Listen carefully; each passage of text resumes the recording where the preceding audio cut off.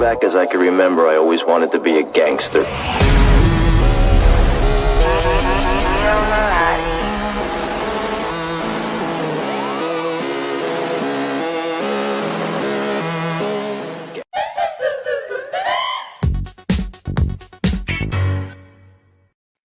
Hey guys, what's going on? Welcome to the show.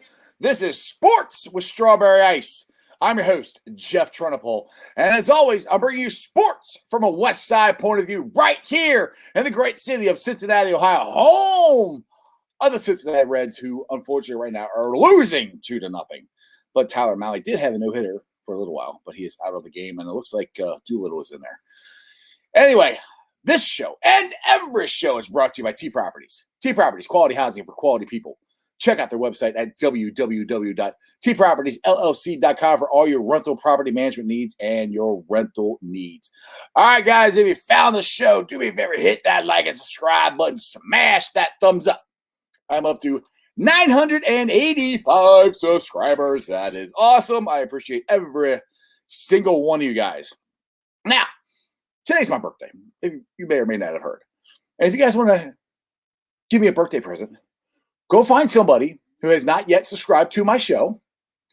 Go to the YouTube channel, Sports Strawberry Ice, and get them to subscribe. Try to get me to 1,000 before, I don't know, midnight tonight. That'd be awesome. Just a thought. All right. So, I'm going to bring in my boy, Jeremy Dean. What's going on, Jeremy? What is up? Hey,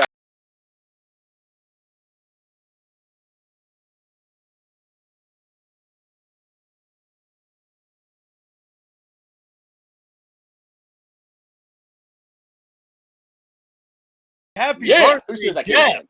Yeah.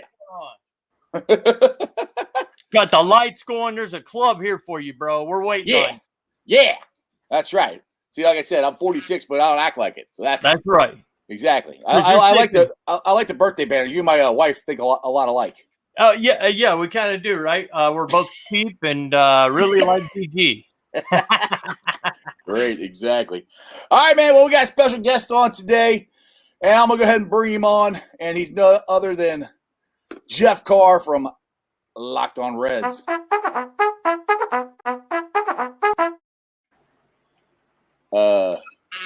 What's up? How are you guys doing? Why are you still here, Jeremy? Where's Jeff? Oh, Jeff. Yeah. Locked On Reds? He's supposed to be on the show today? Yeah. Dude, sometimes, as I say, even though I'd like to be the man, life happens. And life happened to him, and he's not going to be able to make it. So I guess I'm here to answer every question you got, Jeff. All right. Thank God somebody is. I need somebody to answer all my questions. No, seriously, though, Jeff unfortunately had something come up, and he texted me at 5 o'clock and said that he's not able to come on. So I think we're going to wing this show, Jeremy, because pretty much everything I had on the show is based around him. So maybe I'll just base it around you. You know, you'll be the Reds expert. How's that work? That's not a good idea. You being the Reds expert? Yeah, I can always try. You know what I'm saying? Now, if you want to put stripes, on their batting helmets, I might could help you out a little bit more there. But getting the birthday wishes coming in now, guys. I see it. They're all rolling in. But we do have some Reds news. They lost last night, unfortunately, 7-6. I am getting kind of concerned about the bullpen. Now, I say that as our starting pitcher gave up 2 runs, but they weren't like hard hit runs in this game. But the bullpen is starting to worry me a little bit.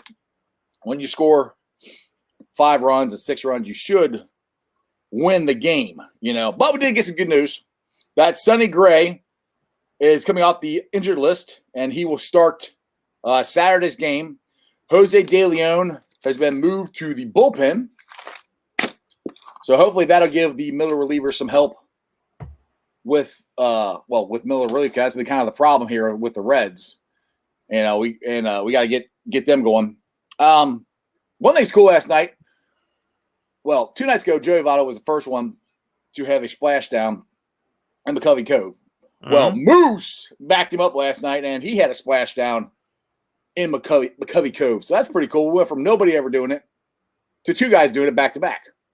Yeah, that's awesome, man. And, you know, speaking of the Reds, dude, at the end of the day, I'd still take our record right now than what I thought it may be after watching the playoffs last year. Hell yeah.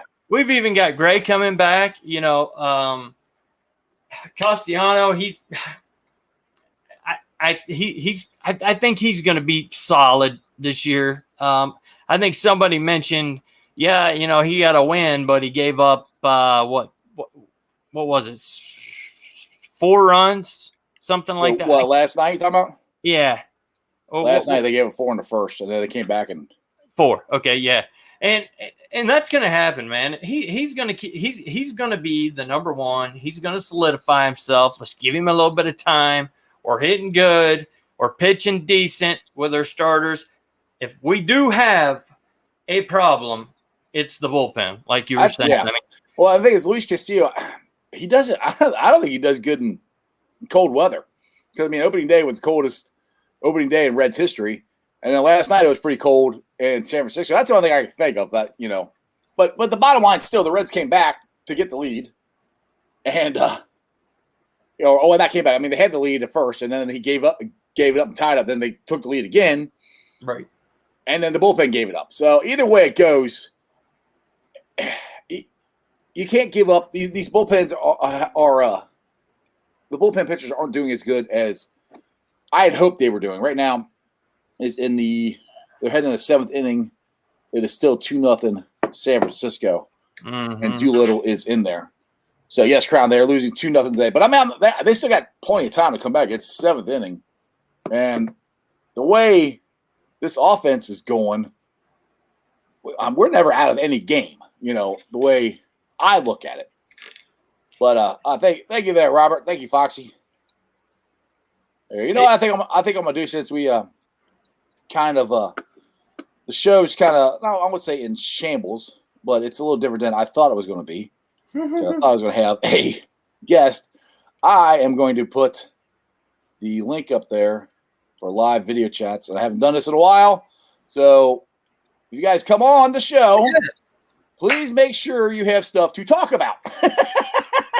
You know, we're talking Reds. We can talk Joe Burrow and his parents gave an update, I guess. I was saving that for tomorrow, because tomorrow we're going to have a guy from Pro Football Focus. I got to look at his name real quick. Again, sorry, I'm not trying to be unprepared. I just got stuff. What's his name? Evan McPhelps. He will be from Pro Football Focus. He will be on the show tomorrow. Hopefully he does. Hopefully he doesn't do what Jeff just did to me. Now Jeff said he's going to come on next week, so hopefully we'll have him back on next week and we can actually discuss some of the Reds things. Now, another thing that happened today is that Jared Lorenzen got moved to the 60-day DL. So that's a little disheartening. I was hoping he was going to come back. He's a guy that I think the Reds need, because he is a very valuable pitcher for the Reds. He can pitch in the bullpen or start. Right. And here we are, Cincinnati sports. We're winning. We don't have nothing to complain about when it comes to baseball. I know a lot of people want to complain. I've heard a lot. Have you heard any guff about the Bengals not picking up a pass rusher? I don't want to change the subject from Cincinnati, but I heard Mr. Everybody loves him because of one hit on a 5'8" Michigan running back. Jadeveon Clowney, yeah, he signed with the Browns. Yeah, $10 million. And, you know, I'm kind of thinking myself, the Bengals may have a 3rd-round prospect in their head for the draft that they think is younger, better, and has more of an upside than these older guys like Justin Houston and, some of the other ones that are out there. A lot of people are a little bit upset about that. I'm not. I don't really want a 50-year-old defensive. To be honest, what it is it's 1-year contracts, 1-year contracts. Right. And you just keep going through different teams and players, and there's no camaraderie that never happens. Marvin Lewis shows that. You keep a team together, they'll win until we stop winning. But right. You know what I'm getting at. I don't know. Yeah, well, Jadavian, I think he keeps looking for that big payout that he thinks he deserves and thought he was going to get. And I think this is the third year in a row that he's getting a 1-year contract. That should tell him something. Now, I think he was injured some last year. But, I mean, he did some in Seattle. I mean, honestly, I forgot he was even in Tennessee last year, to be honest. So that's true.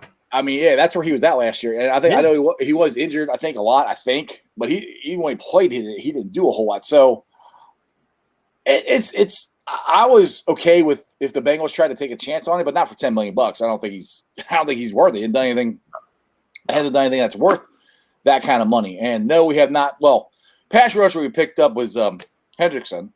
We picked him up. Yeah. And Obenjobi but nothing new since then, Kevin. I mean, I'm hearing a lot of stuff. Again, I have all that stuff in my brain that I had set for yesterday. And I don't have it written down, but I know Locked On Bengals, Jake Liskow and James Rapine were discussing they do their mock draft Monday. And there was a defensive lineman that I think they had the Bengals having a chance of getting. And I want to say the third or fourth round. Again, this is all going off the top of my head because, again, I don't have any of this stuff written down. This will be stuff I was going to write down for tomorrow.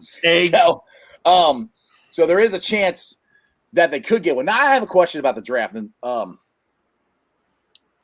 there's two ways I think the Bengals can go with this. First, they go the way I want them to, and they draft Chase all day, every day, and hopefully Leatherwood in the second round. But let's just say they draft Sewell, which, again, if they draft Sewell, I am not going to be upset. Either way, we are going to get a great player. Exactly. If they draft Sewell, then I wouldn't be surprised if they doubled down and took Leatherwood or somebody like that in the second round and just go back-to-back offensive linemen. Because, I mean, the wide receivers, to me, the talent, once you get past Waddle and Chase and the Heisman Trophy winner, Devontae Smith. Yeah. Once you get past those guys, on Pitts, you can throw Pitts in there too, but I consider him a tight end. Right. Once you get past those guys, because I think all those guys are going to go in the first round.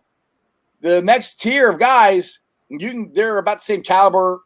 You could probably get the guy you get in the second round. You can probably get that same guy or the same talent-wise in the third round. So that's where I'm like, if they draft Sewell, I would not be surprised at all if they double down and went Sewell and then Leatherwood or Davis somebody in the second round. I wouldn't be surprised with that at all. Yeah, you know what? I'm with you there. They could do that. The only thing that I would think maybe could happen is first round if we take Sewell, and then second round we talk about the wide receivers, but there's a good chance that Kadarius Toney from Florida, he is a rocket, but he has trouble catching the ball. But there's a guy in Minnesota that a lot of people are sleeping on, and his name's Rashad Bateman. He ran a blazing, and we played against him at Ohio State every year that he was there at Minnesota. He's a blazer. He's 6'3". He was one of what one pro scout called one of the shining stars of his pro day and tape mixed in together. Right. So, if a guy like that still but there's no guarantee. Now they've got him maybe going at the end of the first round. So there's no guarantee, like you say. So we actually could take Sewell, and then in the second round, if Rashad Bateman is still there, we can take him, or we can go ahead and just, like you said, stack it up, man. Stack it up on the line, however we wanted to. Yeah, that goes to the stacking of the talent that I always talk about, and that's where I think the Bengals will be if they take Sewell. But like somebody said in the comments here, actually it's Bengal Kyle 513, and this is exactly my thoughts. He said the O-line is deeper than the wide receivers in the second and third round. You go get Chase, and the thing is, Chase is such a game changer. They compared Chase, and I can't stand this guy, but they compared him to Antonio Brown. I respect Antonio Brown's game and what he was, and maybe will be again soon. I mean, he had a pretty good half a year with the Buccaneers, but it wasn't anywhere close to what he did with the Squealers.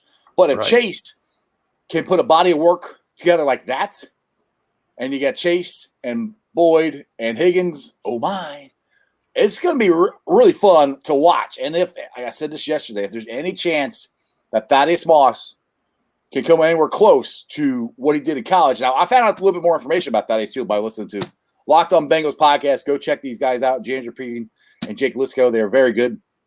I don't know. I didn't know this, but I think Thaddeus had surgery on both of his feet. Really? Yes, that is the reason that he was not eligible to play. So that's the thing too, is that's where the Bengals have absolutely no idea what they're getting from Thaddeus, because he didn't play in any preseason. He hasn't played an actual snap of football since college. So he could be a complete bust, or he could be a diamond in the rough. You never know. So Kevin says Elijah Moore here from Ole Miss. And there you go. I've watched him. Actually, I live in Alabama on my Buckeyes, so I watch all my Buckeyes, but I watch Bama play too. And yes, Elijah Moore, he's another good one. He's another pretty good talent, man. Jonathan Adams Jr., wide receiver, Arkansas State would get him in the 4th, maybe the 5th. Check him out on YouTube. I have to check him out. Now, William House, I know me and him, he gave me a shout out. Actually, William, shout out back to you. He gave me a shout out on Orange and Black podcast. He was on there doing the comments like I was. And again, if I knew we were going to talk Bengals, I would have wrote some stuff down about them. But Mike Daniels was on the show there with Anthony Cosenza and John Sheeran. And that guy does not get you fired up for being a Bengal, then nothing will. Because he is one of the – he's the only one that I have personally heard that loves Zach Taylor and wants to play for him. Mm-hmm. You know, I hear everybody talk about Joe Burrow, and he and Mike Daniels is all about Joe Burrow. Excuse me, Joe freaking Burrow. But Mike Daniels was talking about how great it was to play for Zach Taylor and how good a coach he is. And I'm like, really? I'm like, that's kind of cool. You know, he is – I mean, he's a big cheerleader for the team. I mean, this is multiple instances where he has, you know, done little interviews or whatever and just praised Cincinnati. I mean, he loves Taylor. He loves the program. He plays hard, and now he's going to have the help, hopefully healthy. And you know, you throw DJ Reader beside him, and I can't wait to see. I can't wait to see him, DJ Reader, and Obajobi. I want to see those guys together because I mean, I know I'm still holding out hope that we could get Geno back because he still hasn't signed with anybody, and Duke Tobin did not squash that idea when he was on. I think he's on a Locked On podcast. I think it was with those guys. If we can get Geno back, and then Geno's anywhere close to what he was, and I want to preface this with Geno. He was hurt last year. He hurt his shoulder, and he was never the same. Now, I'm not saying we're going to get Geno of 2015, but hopefully we get Geno 2019. In 2019, he wasn't that bad. It wasn't great, but it wasn't that bad. Right. Geno is better than, you know, I don't want to say I think I would say almost half of the interior linemen healthy. Maybe a little less than half, but he's solid. I mean, that guy, if he goes somewhere, he's going to make a roster, and he's going to be on third downs. He's going to be rotational. He's not going to go somewhere and them kick him out of the building. That's exactly. For damn sure. Hey, one thing. Did I tell you this yet? I don't think so. Oh. How was I trying to find it?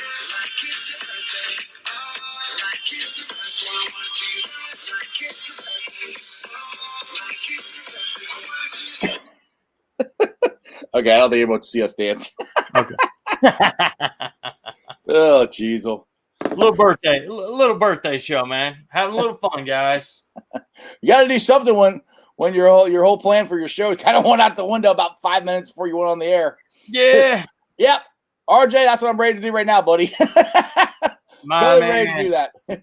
But yeah, House of Daniels was awesome. Yes, he was He was awesome on the podcast. And like I said, just listen to him get you fired up, dude. And that's another thing. If you listen to him on that podcast, he is a locker room leader. If you can't get fired up to play with that guy, then you're in the wrong sport, because that dude is ready to go like now. Exactly. And you know what gets to me? We've had for many years, it was, I guess you could say they deserved it. But people getting on, the Bengals and who we take, and we take these players and they end up being problems, or they, end up not turning out. We just kind of, he's not a huge name. We just kind of snuck this guy out of Denver and put him on, just literally plugged and played all last year. And the guy, hey. I mean, Daniels I'm not saying Daniels is like a all-pro or anything like that. No. But as far as rotation goes, and that's the thing that killed me last year. We never got to see that. No. With DJ Reader and Daniels and Geno, they were always hurt. Yep. I mean, not as far as my recollection goes, there was not one game that all three of them were healthy. Not one. Because Geno was hurt at the beginning of the year. And then I think Daniels got hurt a couple games. And then Reader went out for the rest of the year. Yeah, I think you're right. But, man, what a solid pickup. Not a huge name. Just a. I still like to get Josh Bynes. That's another guy I want to bring back. I think it's a solid pickup. Me too. Another locker room leader. And if you heard his interview he had on Good Morning Football probably a month or so ago, I mean, he was all for coming back. Yeah. Yep.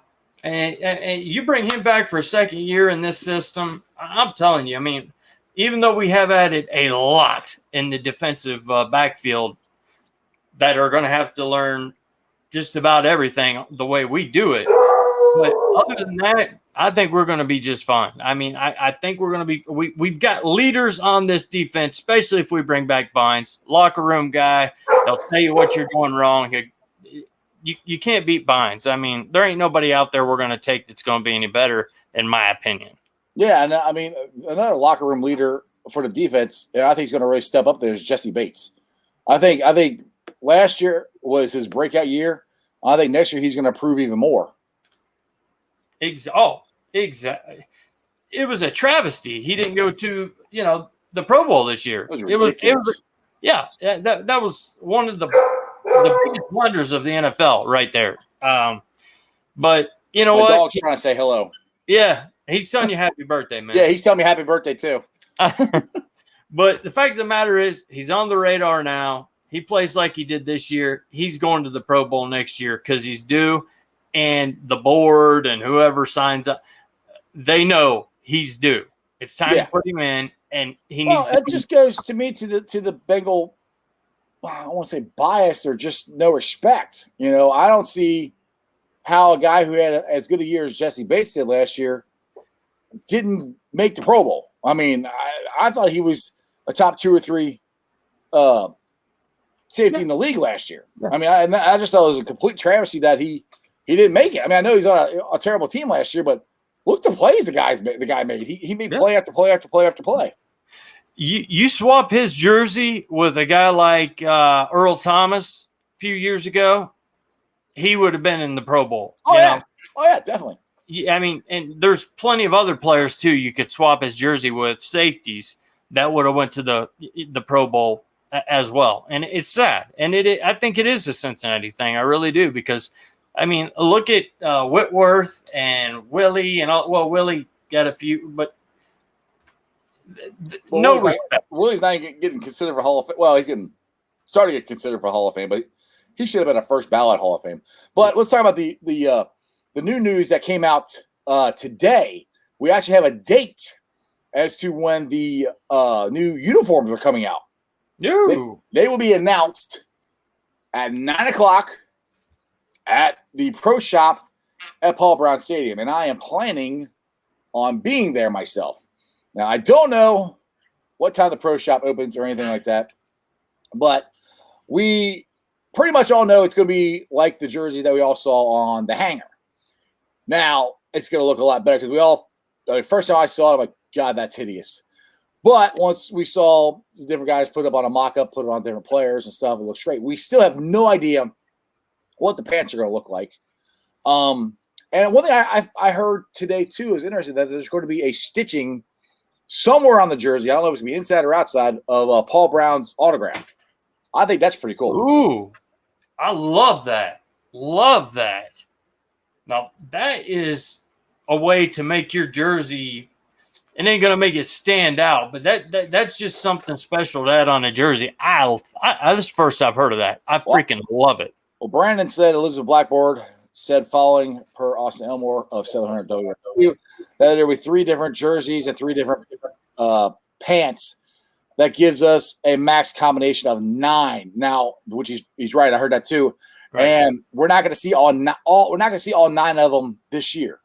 So they're going to kind of spread it out. So, in 2022, we have some more different color combinations. I mean, we'll see the pants and we'll see the jerseys and everything, but it's kind of cool that we're going to have that many different combinations. Now, I didn't realize this, that the uniforms that they're wearing right now, they've had those the longest out of any of the uniform schemes in the history of the Cincinnati Bengals, which I think is kind of ironic.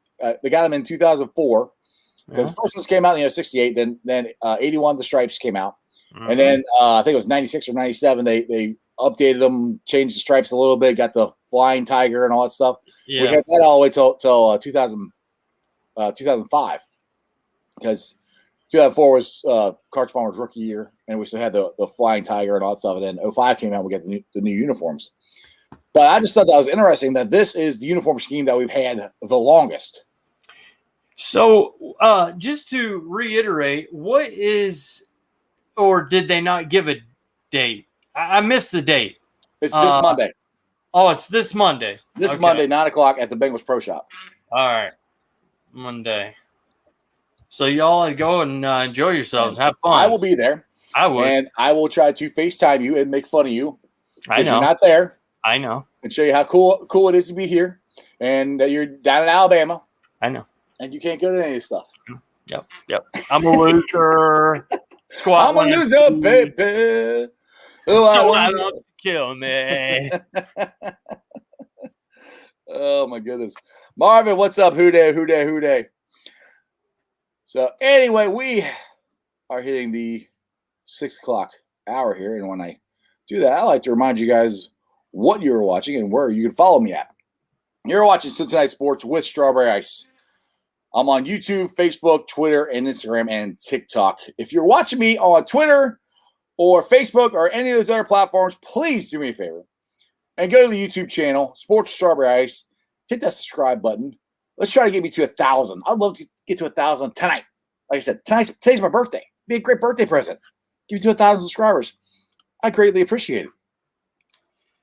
That would be the best gift in the world. And I tell you what, guys, in August, you don't have to get me anything. I'm not getting you nothing. Well, I know you're not, Jack. But you guys ain't gonna get me. No, I'm getting you something. I'm gonna let the cat out of the bag. My boy here bought me the Bengals draft hat, and so it's on its way here. So yes, he bought me a birthday present. So I just want to thank him for buying that for me. And I am getting you. We're as you can see, we like hats. Yeah, so, I will be getting him some kind of Bengals hat, or Reds hat, or Ohio State hat, or something. Yeah, that was where I was going. I ain't worried about any of that. Let's get to 1,000, guys. All you got to do is ask one person to subscribe. It's free. It's one button. Come on. One button. Matt wants to know, what is my plans for draft night? Well, me and this guy, we're talking about going up to the draft, but it is not going to happen because we are not going to be able to get into the inner circle. You got to have a COVID-19 shot, which I'm not saying I'm against that or anything, but you have to have that, and you have to be picked to go there. I know my boy Bengal Jim, he's going to be in the inner circle. I know lots of other Bengals fans that are going up for it. You can go and hang out outside the building. I'm sure they got TVs and all that stuff, and it sounds like it'd be a great time. If it wasn't on Thursday, I might have a better shot of going, but I'm already going up to the jungle, to the hall, so I kind of got to pick and choose what trips I'm going to do. I know it's not that far away, but still. That's kind of where I'm at. And to be honest with you guys, since I moved to Alabama, if any of y'all live in the South, quite a few of you do actually. It kind of amazes me, but you know that there's no NFL football. There's no Bengal fans. I mean, you might catch one guy in a parking lot once every 6 months. All my friends, no football, no baseball, not interested whatsoever, could care less. And that even goes back to my days when I lived in Ohio.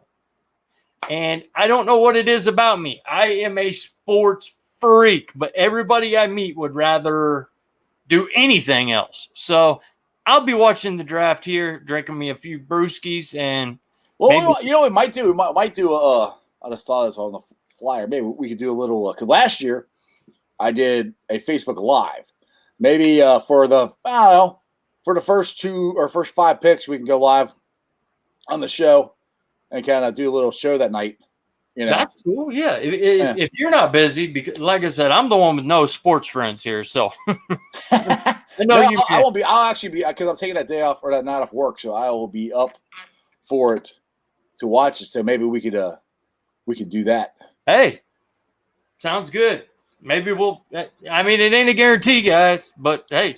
I think they just saw some backstage stuff. We're just playing the show as we go along here. Yeah, exactly, right? We're giving you guys some inside info on the ice. Exactly. So, anyway, the Reds are in the 8th inning. They are still down 2-0. What, they got 2 outs? I think it is. Yep, the Giants are batting 2 down. So, it's not looking so hot. I'm hoping they come back. But, let's see here. We got a Steeler fan on here. Uh-oh. Trying to talk about how injury-prone our quarterback is and stuff. So, anyway, you subscribed. I appreciate it, but if you come on the show, it'd be nice. Jeremy Dean lives by the fact you don't live in Cleveland, you live in Cincinnati, so act like it. Exactly. That's exactly right. Exactly. All the way from Alabama, even. How about that? That's a stretch. All the way from Alabama. So I'm just trying to see what the Steeler fan is saying, other than he says that our quarterback is injury prone, which is just silly statement in itself because he's only played 1 year and we had a terrible line. Yeah. So I'm not sure why you're saying he's injury prone, other than you're just trying to be a dork. Yeah. I mean, 3 years in college, he didn't play much with Ohio State, but, 2 years at LSU, not any injuries.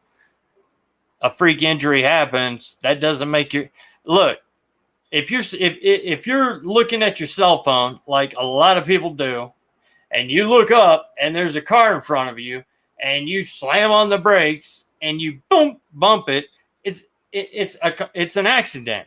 And that's really what happened to Burrow. It was an accident. It wasn't like his legs are made out of rubber. I mean, come on, man. You guys, you can do better than that. Still love you, Steeler fan. Still love you. Nah, not really. I don't really like him all that much anyway. Squealers fan. I didn't call him Steelers, just Squealers fan. Yeah, yep. I mean, they got nothing better to do to come on our show and try to stir stuff up, That's right. You must really have no life whatsoever. Oh, I'm going to find a Bengals show. And, I mean, obviously, the Squealer fans are already scared of us. Because I'm not sure why you come on here and start talking trash about the Bengals. So, and obviously, you've beaten us the last couple of years, so I'm not sure why you didn't give us time of day, to be honest. Yeah. But, other than the fact that we're coming. Yep. And we're going to be good. Yeah.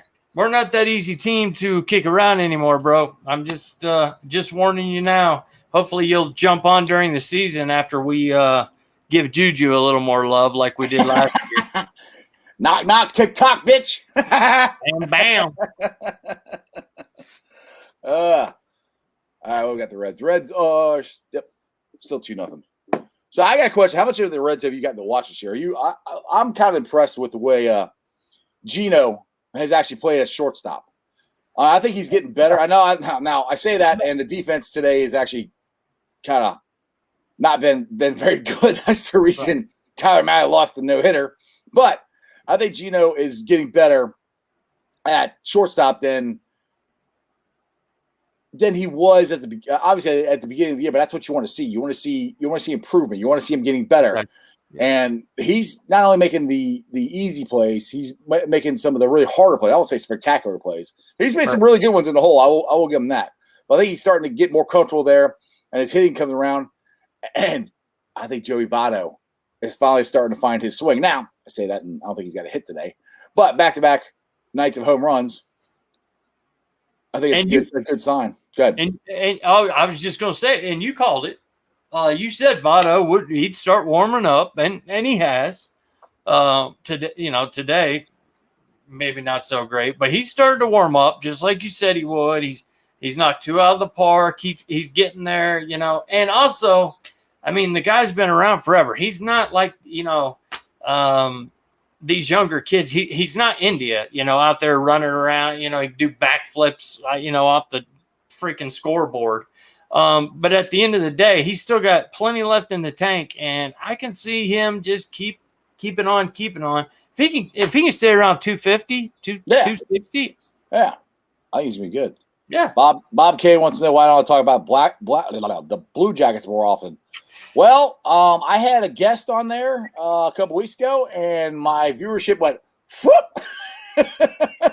So I would like to talk about the Blue Jackets, but if nobody's going to watch my show or talk, then it's kind of hard to talk about them when nobody else wants to talk about it other than me and maybe Bob K here.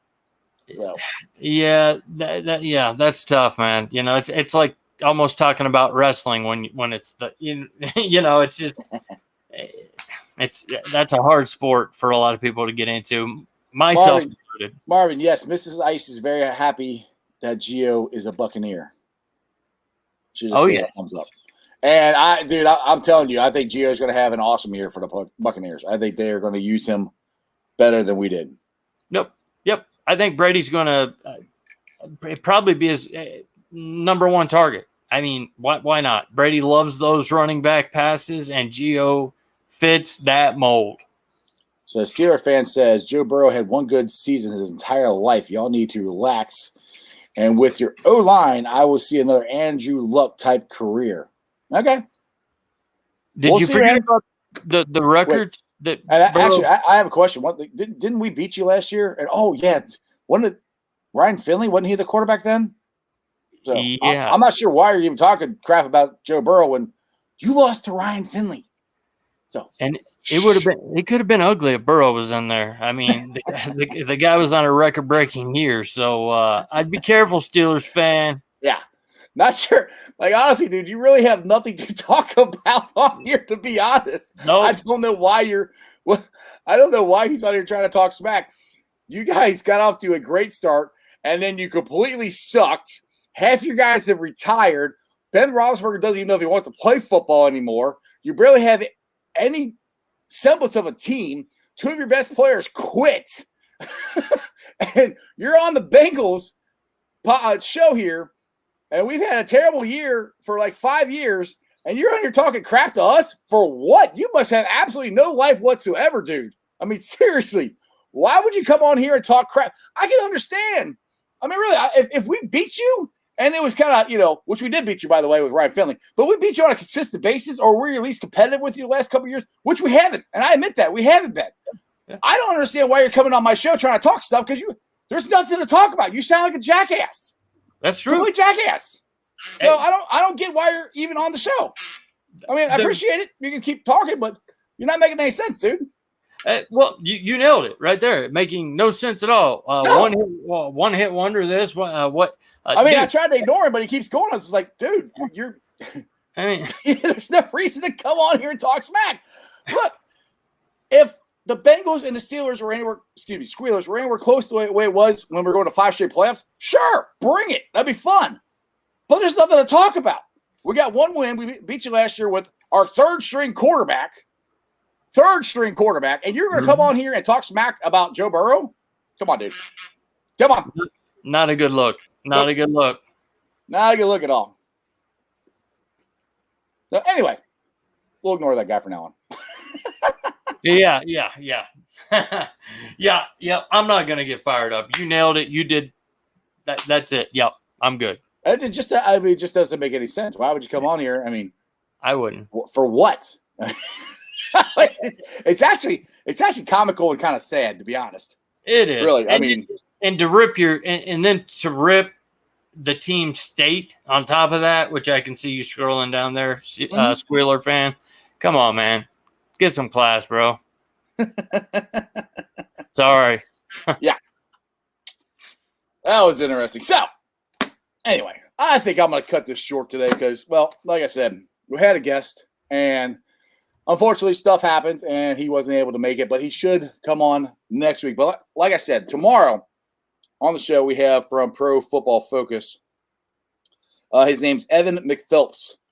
I know he's not a big name, but he is from Pro Football Focus, and he's got a lot of good insight on what the Bengals could do. Now, my thing is what I want to find out, and I kind of want to talk to him about is, like I said before, all right, let's say the Bengals draft Chase. I think it's pretty obvious what they're going to do. I think they're going to try to get an offensive lineman. Or do you think they'll trade back? Because that's another option they could do in the second round. Trade back because there is more offensive lineman talent, depending on how the draft goes. So these are things we can talk about, along with if they take Sewell. Do they go ahead and draft another offensive lineman in the second round? So I'm not sure what they're, what which way they could go. Plus, what do they do in the third round? What do they do in the fourth round? These are all different things that we could talk about and discuss. He's got a lot of insights into that. And hopefully, maybe tomorrow for Bearcat fans, we'll find out who our new head coach is. Yeah, that's true. And speaking of that real quick, has there been any talk about how soon? Or No, I know Eric Martin came in for a second interview, and there's more reports of other guys coming in for interviews. Okay. Other assistant coaches. So I don't know. I mean, I whoever they pick, I will support.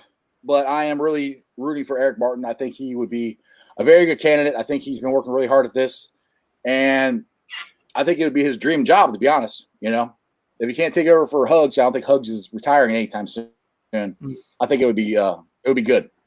So, but hopefully we'll have some information tomorrow. And I'm thinking next week I'm reaching out to Terry Nelson that he's on vacation right now. That hopefully he can come in and oh darn, I thought it would be a home run and give us some information, on hopefully the coach or the coaching search or just some general information on what's going on with the program. And you're good. And so far, though, you're liking the Eric Martin. I like the Eric Martin. Yeah, I mean, everybody else. I mean, all the guys they're talking about are all assistant coaches. I mean, right now with the situation they're in, the time of year they're in, it's going to be really hard to get somebody who is a head coach already to leave their job to come to Cincinnati. Because unfortunately, and I love Cincinnati, but the Bearcats program is not what it used to be. As far as like when Huggins had it rolling and we were going to Final Fours and Elite Eights and stuff like that, it's not the same. So we're going to have a young up-and-coming coach, I think, to take this job. Right. And I think Eric Martin is honestly the perfect guy. I know people have talked about Nick Van Exel. Nick Van Exel cannot be the coach. He has not graduated college. Now, I know he's supposed to taken some classes here and there. So all these people on Bearcat Country and everywhere else kept saying we should have hired Nick Van Exel last time. We couldn't have hired him. He didn't graduate college. He's working on it now. But the rumors I've heard is Eric Martin be the head coach and Nick could be an assistant coach, which I'd be all for. So yeah, we'll see what happens. But other than that, Jeremy D, you help us roll on out of here. I sure will, man. I just want to let you know I did write you a little over the internet card. Oh boy, it's on my new little. This is high tech here. Yeah, my PTI.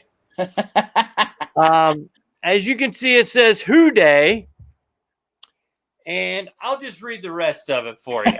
Would you please? Okay. It says Who Day. Happy birthday, Jeff, the Iceman. Sports with Strawberry Ice host. And over here, I wrote something special. No. And it says, that's your sports, baby. So I wanted to say that.